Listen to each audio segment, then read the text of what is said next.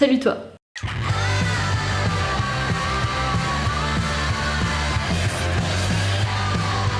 Aujourd'hui, je vais vous apprendre à convertir votre mec au bio. Mais non, évidemment que c'est faux, ne criez pas au scandale. Mon Dieu, elles veulent toutes nous lobotomiser. Non, pas du tout. L'idée de cette vidéo, c'est plutôt de vous montrer quels sont les produits qui ont trouvé grâce aux yeux de mon copain qui... je sais que j'en parle quand même un petit peu dans mes vidéos parce que je pense que c'est l'exemple même du mec fermé au bio et au naturel et très ancré dans la culture junk food, coca, etc. Alors moi aussi j'aime bien la junk food et j'aime bien le coca de temps en temps, mais lui c'est un stade où il ne peut pas s'en passer. Donc je peux vous dire que c'est un sacré cobaye et que s'il aime un produit et que votre mec a une tendance à être un petit peu fermé aussi à tout ça, il y a de fortes chances pour que ce soit un excellent produit ou en tout cas un produit qui correspond voilà, aux attentes d'un mec, même si...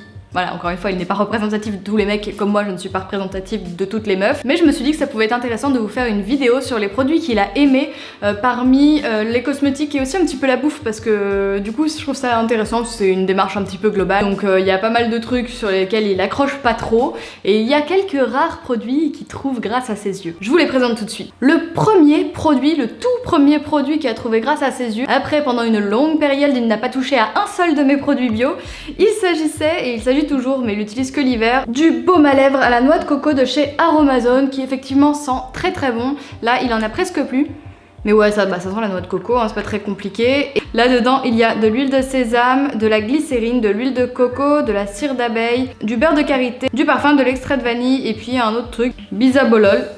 Lol. Je ne sais pas ce que c'est. Donc c'est un produit qui est vraiment bien, moi je m'en servais à un moment, mais je préfère quand même les sticks, je trouve ça un petit peu plus pratique pour l'hydratation des lèvres. Il n'utilise que ce baume à lèvres et que l'hiver, donc ça c'est les mecs, hein, parce que moi si je n'ai pas de baume à lèvres été comme hiver, ma bouche se décompose littéralement, donc j'en ai vraiment tout le temps besoin. C'est vrai que j'aurais pu lui faire cette vidéo, mais je crois qu'il est pas trop prêt pour ça, et bon... Moi non plus, on va dire. Le deuxième produit, il n'y en a presque plus là. Le deuxième produit sur lequel il a complètement craqué, il s'agit de ce masque de Nominoé qui est une tuerie. D'ailleurs, ça fait hyper longtemps que j'en ai pas fait parce que j'ai intégré que c'était un produit à lui maintenant. Faut que je me le refasse. C'est le masque nuit hydratante éclat. C'est un masque baume visage au chardon bleu des dunes. Et alors là, c'est une tuerie. Comme d'habitude avec Nominoé, il sent extrêmement bon. Je vous dis ça de mémoire parce que... Oh là, il sent bizarre. Non, en fait, j'avais une idée plus comme leur huile. Non, bon, ça sent bon, mais là comme ça, dans le tube, rien d'extraordinaire. En tout cas, la texture est incroyable, Déjà, esthétiquement, elle est nacrée, on dirait vraiment une petite perle comme ça, un petit intérieur d'huître. En fait, son problème, c'est qu'il avait des petites peaux, des petits, voilà, des petits endroits, des petites zones de sécheresse, surtout au niveau de la barbe et tout ça, c'est pas évident quand on se rase, machin, la peau, elle est assez sensibilisée. Et je lui avais dit, teste ce truc, c'est un masque, mais en fait, ils disent que pour les peaux vraiment très sèches et déshydratées, tu peux le garder toute la nuit. Et lui, il applique même un petit peu des fois en crème de jour ou en machin. Bon bref, son utilisation est un petit peu bizarre, hein, c'est pas, on va pas le juger.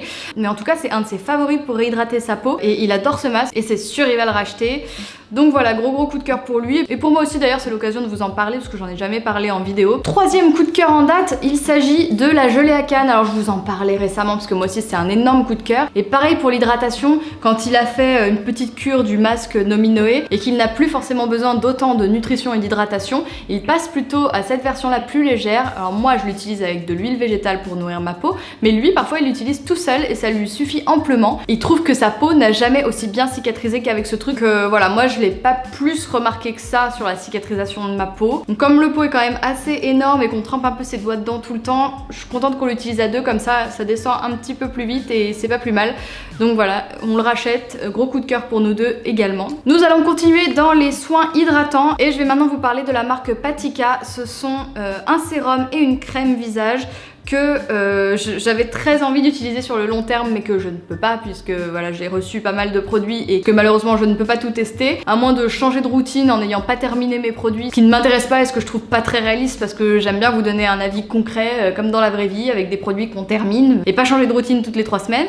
Donc c'est lui qui est passé, même si je m'en suis un petit peu servi quand je suis partie en vacances et que j'ai quand même testé cette routine de soins pendant 4 à 5 jours, un truc comme ça, parce que je trouvais que ces crèmes sentaient mais diablement bon. C'est poudré, ça sent un petit peu les soins pour bébé en étant très frais, avec une senteur un petit peu abricotée. Ça sent ultra bon, c'est très doux. Positionne plutôt dans la cosmétique un peu haut de gamme, la cosmétique bio un petit peu haut de gamme. monsieur a des goûts de luxe. Patika est une marque que j'avais très envie de tester depuis très longtemps et je ne suis pas du tout déçue de ses produits.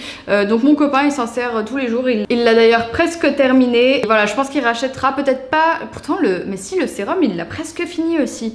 Je sais pas s'il utilise plus le sérum que la gelée à canne.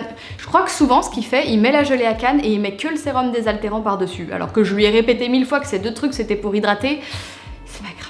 Donc voilà, donc ça dépend, il jongle un petit peu avec le masque, la crème, le sérum, je sais pas trop ce qu'il fait comme tambouille. En tout cas il adore ses produits et je sais pas, je crois qu'il voudra tout racheter quand il aura terminé. Autre conseil que je lui avais donné et un peu en désespoir de cause, je pensais pas qu'il allait appliquer ce geste parce que je me dis que ça peut être un petit peu perçu comme futile, enfin futile, superficiel, enfin pas très utile dans une routine, mais moi c'est un de mes gestes préférés, c'est appliquer une lotion après s'être nettoyé le visage pour retirer le calcaire, puisqu'il me demandait comment moi j'avais un petit peu sauvé ma peau de la déshydratation.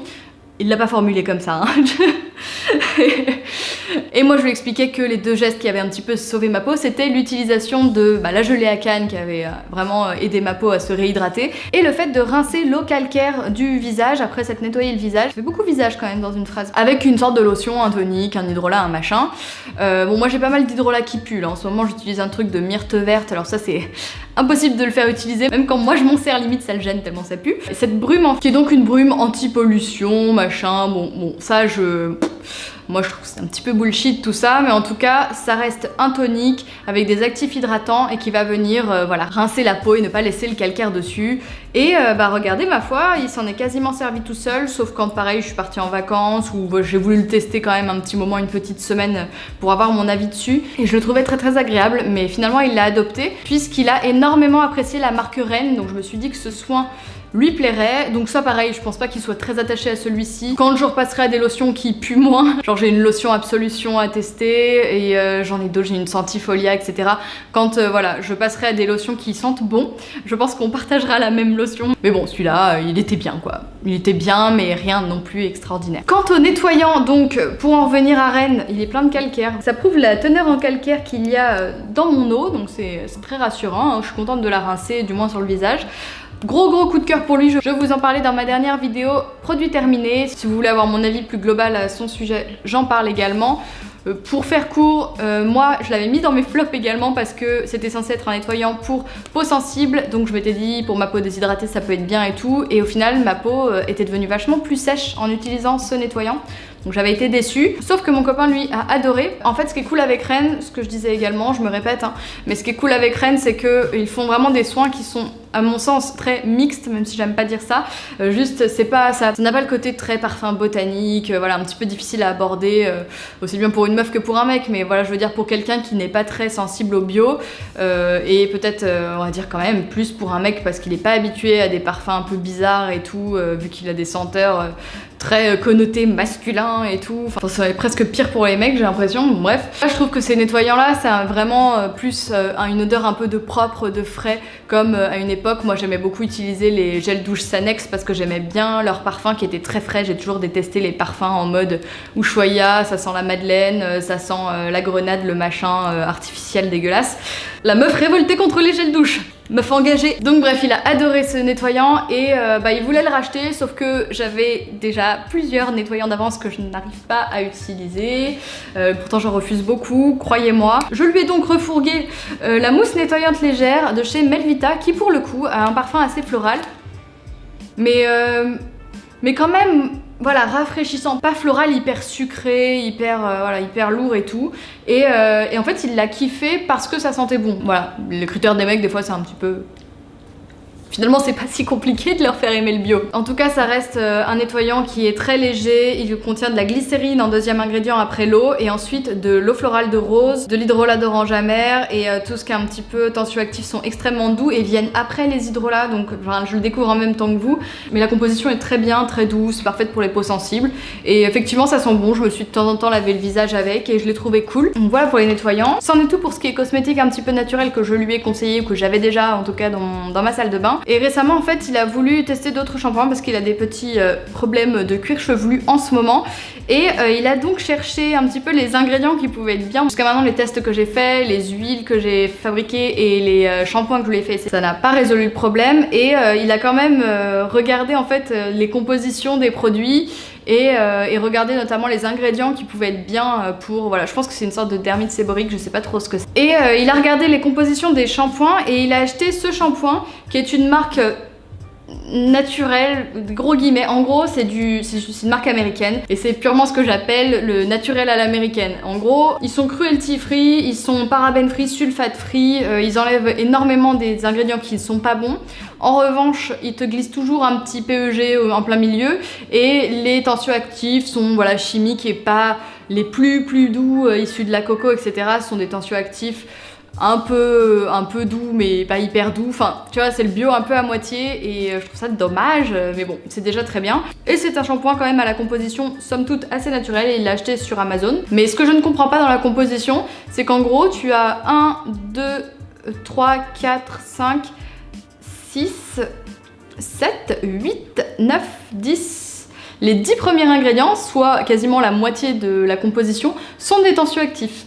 Alors, je sais pas ce qui se passe quoi, 1 ou 2 c'était pas suffisant. Non, il a fallu en mettre 10, hein. Faut que ça mousse bien, faut que ça décape le cuir chevelu. Alors que c'est censé être un shampoing qui est justement fait pour les cuirs chevelus vite fait en difficulté quoi. Bon voilà, c'est pas très grave, ce sont pas des tensioactifs trop vénères. Et après, il y a de l'huile d'argan, de la phytokératine, ce qui est pas mal apparemment pour ce qu'il a, de l'huile d'abricot, de l'huile d'amande douce, de l'huile de jojoba, de l'huile de camélia, de la vanille, du miel, de l'avocat. Il y a quand même des bons ingrédients dedans. Et effectivement, il m'a dit qu'il moussait beaucoup. Sans blague. Avec 10 tensioactifs, ça devrait bien se passer au niveau de la mousse. Donc voilà, tout ça pour vous dire que j'étais contente qu'il regarde un petit peu les compos et qu'il se penche un peu là-dessus. Qu'avec tous les trucs que je lui ai fait tester et qui marchaient pas, il allait me dire va te faire foutre avec ta cosmétique naturelle, ça ne marche pas. Voilà, j'espère pour lui que ça marchera. En tout cas, voilà, il sent extrêmement bon, il m'a dit. Bon, il sent quand même le shampoing conventionnel, mais il sent très bon. Ah oui si, j'ai oublié de vous dire que justement j'avais reçu du service de presse de la marque Indem le petit combo shampoing et lotion capillaire poil à dégratter de chez Indem et j'en attends beaucoup de lui. Si ça pouvait lui sauver le cuir chevelu, je vous ferais mais des éloges d'Indem jusqu'à la fin des temps. Non mais voilà, donc je vous dis qu'il va commencer à le tester et j'essaierai de... Ah! Tu veux que je t'aide à la faire? Non. Tu veux que je Bah je parle de toi en plus.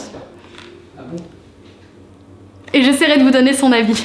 Je suis morte de rire du coup. J'aborde la deuxième partie dans laquelle je voulais vous parler un petit peu plus de la bouffe et de trucs qu'il avait aimé, dans des trucs un peu naturels que j'avais eu l'occasion de tester ou d'acheter. Donc par exemple cette petite boisson Karma Kombucha dont je vous avais parlé dans mon... donc un peu au vlog We Love Green et dans le vlog où je te chante les Spice Girls et je bouffe des pâtisseries vegan là.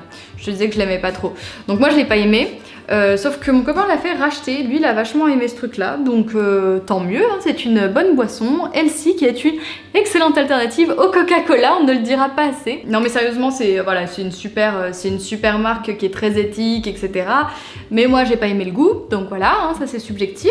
Donc ça il a kiffé. Je pense que c'est parce que c'est un petit, pourtant il est pas très bière, mais c'est un petit goût de bière, cidre, etc. Il y a un côté alcoolisé, alors que ça ne l'est pas évidemment. À tester ou à faire tester. Deuxième chose, la nocciolata. Alors comment vous dire, je lui avais fait goûter la version donc du coup avec lait, hein, quand même faut pas pousser, un pas après l'autre. Non mais je lui avais fait tester la version avec lait et on avait goûté tous les deux une cuillère de Nutella, une cuillère de nocciolata. On avait été bluffés parce que le goût est vraiment très similaire au Nutella si c'est ce que vous cherchez évidemment. Si vous voulez quelque chose de très cacaoté ou qui a plus un goût de voilà de vraie noisette, etc. Je crois qu'il y a d'autres marques de pâte à tartiner bio qui sont bien mieux que celle-là, notamment la Nuté Plus que je ne trouve pas dans mon Bio C'est Bon. Je fais une requête à Bio C'est Bon, je réclame de la Nuté Plus avec la noix de cajou dedans. Et donc voilà, il avait bien et je lui ai racheté un fat pot justement de la version avec lait et au final il a quand même racheté un pot de Nutella. Voilà, j'étais dégoûtée. Donc du coup c'est moi qui finis ça. Voilà, je viens de bouffer 4 cuillères. J'ai un petit peu repris le sport. J'ai le droit? Non? D'accord. Et dernière chose, cette vidéo ne serait pas complète si je ne vous parlais pas du tofu à l'ail des ours. Alors là, il s'agit du tofu à la japonaise, qu'il a par ailleurs bien aimé également, mais voilà, plutôt le tofu à l'ail des ours. qu'on fait donc dans un boboon végétal inspiré de la recette du livre Green je sais plus quoi de Mango and Salt. Green Life. Et donc ouais, on mélange, je vous en ai déjà parlé plein de fois je crois, et je vous ai fait la recette en Insta Story, d'ailleurs n'hésitez pas à me suivre sur Instagram parce que j'aime beaucoup ce réseau social et j'ai l'impression que je vous menace comme ça avec mon doigt. Mais voilà, donc le boboon où je mets des lamelles de carottes, de courgettes, des oignons caramélisés avec les petits dés de tofu à l'ail des ours caramélisés, accompagné de sauce soja, de sirop d'agave et de petites graines germées. C'est un délice et pareil, ça et le dalle de lentilles, ce sont les deux plats un petit peu healthy, vegan que j'ai réussi à lui faire découvrir et à lui faire aimer. Donc ça, je suis assez contente. Et j'ai vu plusieurs fois des nanas qui disaient que ces plats-là, c'était un peu les seuls trucs que t'arrivais à faire bouffer aux mecs, aux mecs qui ne sont pas sensibles à tout ça, hein, évidemment. Je sais qu'il y a plein de mecs qui sont vegan, qui mangent bio, etc. Mais voilà. Donc, c'en est fini. Je vais aller ranger mon tofu, moi, parce que là... Ah si, je vois en rangeant mon tofu que j'avais le tofu rosso et j'ai testé la recette de bolognaise vegan de Marie du blog Sweet and Sour et de la chaîne YouTube Vegan Friendly. D'ailleurs, allez vous abonner à sa petite chaîne parce qu'elle va visiter les meilleures adresses vegan friendly dans toute la France, principalement à Paris parce que c'est là qu'elle habite, mais elle essaye de le faire également en vacances, donc allez voir ça. Je vous mettrai le lien en barre d'infos. Et j'ai fait sa recette, du coup, je vous mettrai aussi le lien en barre d'infos et c'était super bon. On a bien aimé tous les deux. Par contre, j'avais fait avec des pâtes fraîches, je crois, donc du coup, c'était pas du tout vegan. Et on a rajouté du parmesan, donc c'était encore moins vegan. Mais en tout cas, ça nous a fait un petit plat végétarien. Et c'était très très bon, donc voilà, troisième idée recette.